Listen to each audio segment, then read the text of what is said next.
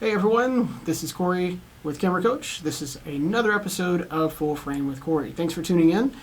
This is an episode that's going to really go pretty quickly because all I'm doing is unpacking my bag here. So before I really get into the topic at hand, I do want to take a couple minutes just to talk through the podcast, give you a little information, that sort of thing if you're new, and just kind of start off from there, right? So the podcast is Full Frame with Corey.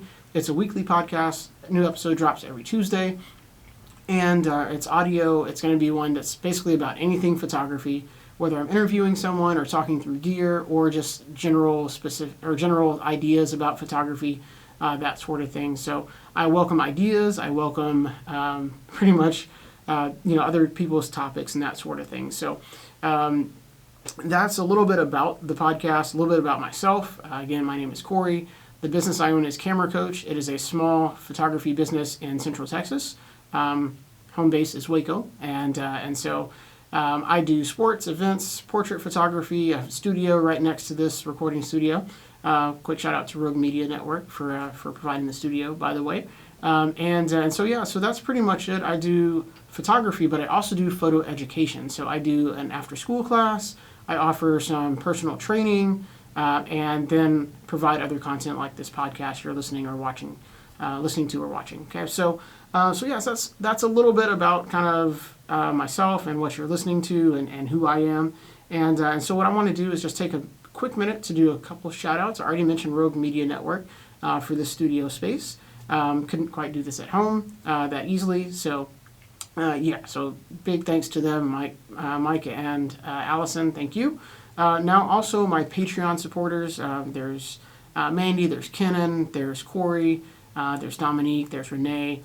So those are the primary level 2 supporters, so definitely want to say thank you to them. If you are interested in supporting or want to find out more about that, then I'll give you more information at a later point towards the end of this episode. But let me go ahead and dive into the topic at hand. Like I said, I'm going to be unpacking my bag here. This is like my go-to camera bag. If I've got to shoot, then this is what I take with me, unless I'm in studio. I have a studio set that's just kind of there, and it stays there, so I don't have to kind of swap things in and out or come in and take 30 minutes to set up and all that. So this is not my studio set. We will do an episode on that. This is actually like my go-to if I'm doing events, like a basketball game, which I'm about to head to, a basketball game in about an hour or two, or a birthday party, or I'm doing a photo shoot, like a portrait shoot. So this has some of everything in there, and so I'm going to open it up, and we're just going to talk through the basics of what's in here.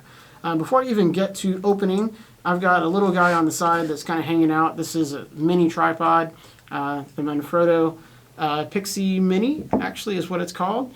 And I like these. I actually have 2 of them. One stays on my bag just because I can really put a camera on here, or even just put like a cell phone and the cell phone stand. And it's sturdy, so it's really good. Actually, my second one is right here, doing a time lapse of this whole thing. So there you go. So I have a little tripod. I'll set this guy off to the side. Okay. And then also in the side pocket, I've got a spare battery. So we'll talk a little bit about that as well, just because it's good to have a backup. So, all right. So let's dive in. First thing on the top of my bag is what I like to call the Beast. It is the 70 to 200 2.8 millimeter lens, and so that's my telephoto right there. If I need to reach out and get some things that are farther away, then that's kind of what I've got there. Then I have a speed light. This is a Neewer brand, but I mean a speed light, just as long as it's one that you know how to use, then that's a good option as well. Lighting's not always going to be perfect, and so you want to be able to give yourself options when you have a shoot and you're going out. Even if you've been to the place, it's always good to have just in case. All right, and then here's my first camera body right here. So it's a Nikon D7500 with the 50 millimeter 1.4. Okay, and so that's just a good standard prime lens and a good camera body, just something I can do sports or portraits with, and I'm really familiar with. So there you go, camera body with a prime lens. Then we've got another camera body here. This is another Nikon D7500. So yes, 2 of them, and primarily because I'll keep a telephoto or a longer lens on one and then a wide angle on the other, and that way I won't have to actually go back and forth trading out the lenses all the time, which can lose time and you can lose shots if they don't really pause for something, and you've got to change the lens, you're losing time. You're losing that, and you can't quite get those shots, right? So a lot of sports photographers especially have a 2-camera set that they go to. It's their go-to. So this is the 17 to 55 millimeter 2.8. Okay, and so all of these lenses are 2.8 or 1.4. The apertures are large, so that way I can go into a space where there's not really a lot of light and still get decent shots. Okay, think of gyms, right? You go to a gym, and a lot of times it looks okay to the eye, but man, when you're starting to try and freeze action, you need a higher shutter speed, you need a few things, and that means you've got to be able to get more light in. You can't use a flash.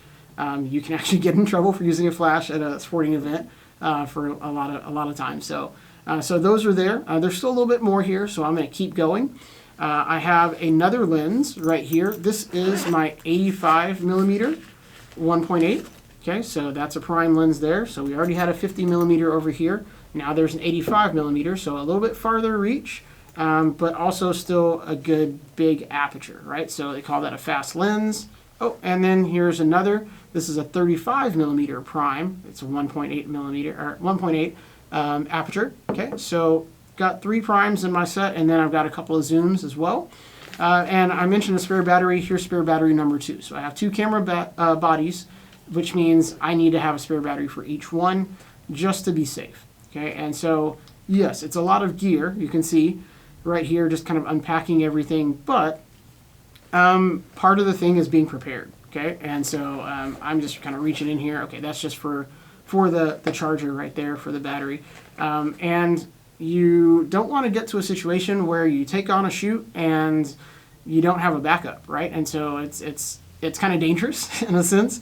But I think everyone's kind of done it, but just you don't want to get in the habit of doing that, right? So the first thing you want to do is start thinking through how to have, I'd say, repetition or a little bit of duplication or overlap in your set, right? So I have a 50 millimeter prime lens on here, but this guy right here is a 17 to 55 millimeter, okay? And so there's a little overlap. If I want zoom, I have it. If I know I need to go light and I know exactly kind of how I want to frame things, then I have my prime on there, right? So there's a little overlap in a lot of these. And another set of overlap here. There's my 85 millimeter 1.8, and then my 70 to 200 2.8. So if I really want to be able to zoom, I want to be able to get really, really tight shots, right? Close-up shots, then I'm going to go with my long lens here that'll zoom. And then I lose a little bit on the aperture side, but it's still a 2.8, so it lets in a good amount of light. If I know for sure the lighting is horrible, or I just want something lighter and I want to just get some fast shots, then I'll use the 85 millimeter 1.8. So it's just a matter of kind of knowing what you want, and quite frankly, is also what you can afford.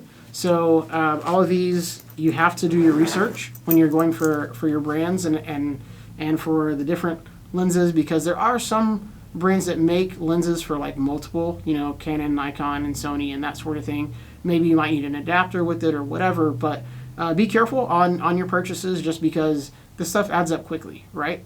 If you get the right set, then it'll work for you pretty well. I've had these for quite a while, at least a few years now, and so it does the work. It does what I need it to do, and I don't need to change it until maybe my workload changes or something goes wrong with one of these, right? And so that's just kind of how I roll, right? If you have any questions about these things, a lot of these are going to be on my website, the Photo Gear Guide, so photocameracoach.com, and then there's going to be a link to the gear guide there. And so, that's pretty much it. I just wanted to take a few minutes and unpack my go-to bag, just to talk through a little bit about what gear I'm using for the most part. Okay, and again, this is not studio set, but I'll do one in the studio at some point, so you guys can kind of see the studio setup and the gear that's in there. So I shoot rock Nikons here in this bag. Studio is actually Canon, right? So you talk Canon, Nikon, what brands, all those sort of things. I've actually been fortunate enough to learn different brands and work with different brands, and so that's just kind of a little sidebar there. I'm going to go ahead and wrap this thing up here. I want to make sure I'm not forgetting anything, so I'm going to do a quick check. Bottom line, really just I think you have to know what you're doing, what your end goal is. If you're a portrait photographer, you're a sports photographer, if you do events, those sort of things, your set's going to look a little bit different, okay, depending on what you're doing. But you always want to have that redundancy, that backup, to where if something goes down, you have another option. And it also makes it just more fun. You can kind of say, you know what, for this shoot, I'm just going to do this, right, and use this lens. And then for the other one, you can say, well, I want more versatility on that, right? So you have more options when you do that sort of thing. All right, so that's the bottom line right there. I'm going to wrap this up. I'm going to say thanks for listening. Before I close out completely, though, I do want to mention a few ways that you can still connect and everything outside of just the podcast, okay? So first of all, you can find me on social media. So there is Facebook, which is Photo Camera Coach, or at Photo Camera Coach. And then there's Instagram and TikTok. Both of those are camera.coach. Or at camera.coach. Okay, so there's some social media there. TikTok's a new development. It's still growing, still getting there.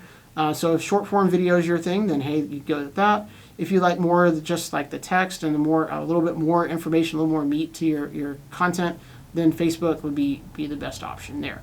Okay, so that's social media. What you can also do is you can subscribe and support my photo education services, which a lot of these are unpaid. So my podcast isn't a paid podcast. The TikTok stuff I create, the content I put together for all that stuff, that's not paid. So Patreon is the platform that would allow you to support, and there's a way to support for as little as $5 a month, right? And so that would get you a little bit of exclusive content, just basically kind of a behind the scenes or behind the lens series that I'm starting. That's going to be for my $10 people. There's going to be a video of this podcast, which will be available for the $5 level. And so if you want more information, check out patreon.com/cameracoach. And then also you can become a sponsor through Patreon as well if you look at those options, okay? And let's see. I think that's going to wrap it up. Just wanted to make sure that you know about just all the things that are going on. There are some classes. There's some classes I'm planning on rolling out around spring break time. And there's also opportunities for private lessons. So that's something you can contact us about as well. All right? Okay, so I'm going to close this one out. I hope you guys have an amazing day. After a little bit of frigid weather, I'm looking forward to something a little bit warmer so I can kind of get out and get things back going. So this is Corey signing off. Again, have a great one. Bye.